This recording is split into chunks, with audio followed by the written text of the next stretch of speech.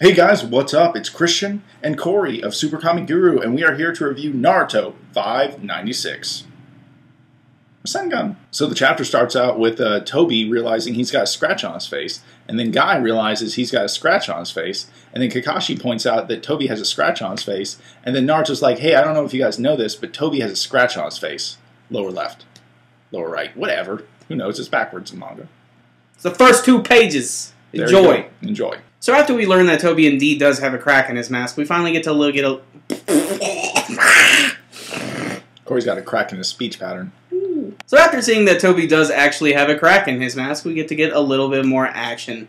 But before that actually happens, we have Kakashi who's giving an explanation as to how in the hell did that scratch even get there in the first place? It doesn't make any sense. Naruto's attack didn't hit. Guy's attack didn't hit. And that's when we finally get the explanation that when Kakashi was using that Chidori thing where he connected it with his kunai knife and threw it at the same time, he used his Kamui, or his Mangekyo Sharingan, to move it in a different space and time, and that was able to scratch against Tobi's mask. So this is actually a pretty big deal, and when he learns this, he's like, alright, I have a really cool plan, so let's start this shit up. So they all start to attack him at once, in particular Killer Bee, and before he can get a chance, Tobi uses a brand new Uchiha technique, a barrier technique, where he basically just slams the ground, and this just giant barrier comes up around him and the Geto Mazo statue. And the Geto Mazo statue, actually, we need to mention, there's this giant protrusion that is just exploding out of its back, which, if you saw the silhouette of the Ten Tails, it looks very similar. The attacks continue as Killer Bee grabs Kakashi, Guy, and Naruto, and he throws them towards Tobi. As soon as they show up there, Guy goes on the offensive using his nunchucks, which actually does look pretty awesome. I'm really digging this weapon.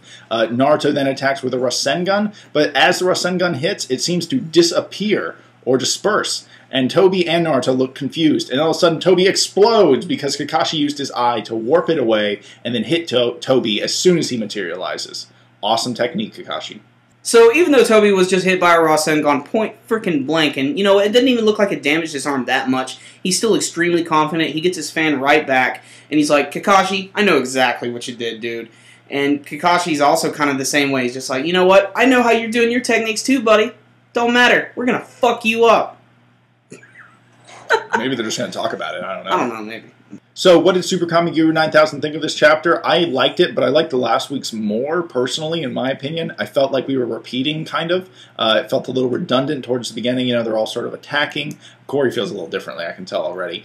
But I was just not as excited reading this one. It was cool to see Tobi get hurt. It's obvious that the battle is slowly, you know, moving in the good guy's way, and Tobi's getting, you know, pulled apart. And also, I'm not sure if you guys heard about this, but Tobi's identity should be revealed soon. Kishimoto released that information. It should maybe be in August. We were thinking about making a video about it, but fuck it, you know, just Tobi's identity. Not going to do that. And yeah, you know, it's cool. Tobi's definitely getting closer to showing who's behind the mask, and it's definitely a good fight. I'm in slight agreement with you. I did enjoy this chapter. I actually liked it a little bit more, just a bit more than last week, and that's just for a few different reasons. You're correct in saying that it is very similar to last week's chapter, and it's just more of them just sort of breaking Tobi down very, very slowly, trying to figure out what it is this guy can actually do. But you know what? This is an action manga. An action manga. This is the stuff we look forward to the most. And you gotta realize, 70% of the time, it's mostly character development and story and everything. And you know what? I think a little non-stop action every once in a while does not hurt. Especially for a series that involves freaking ninjas and giant octopi and freaking a giant statue that fucking destroys things and fucking ants with top hats and shit. Look, the point is, I really enjoyed this chapter. I thought it was awesome.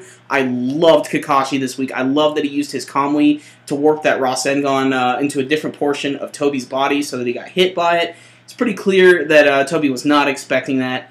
And I think that's awesome, even though at the end he's just kind of like, well, I kind of know what you're doing, But, you know, still, you know, they're wearing him down, and like Christian said, he is going to be revealed very soon, and, you know, it's going to be a big deal. I cannot wait for that. So, really, really fun, action-packed chapter, really good character artwork, a lot of cool signature techniques, Kakashi being a complete and total badass, just great stuff.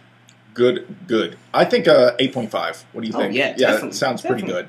Yeah, 8.5 this week, guys. I'm happy with this chapter. I hope they just stick to this fight for a while until Tobi gets revealed, and it's pretty awesome. If you guys enjoy this video, make sure to give us a big thumbs up. It's always appreciated. It helps us a lot, spreads our videos all throughout the internet, gets us some more exposure. It's really great stuff, guys. And until next time, SuperKamiGuru9000, out. And you definitely want us exposing ourselves. No.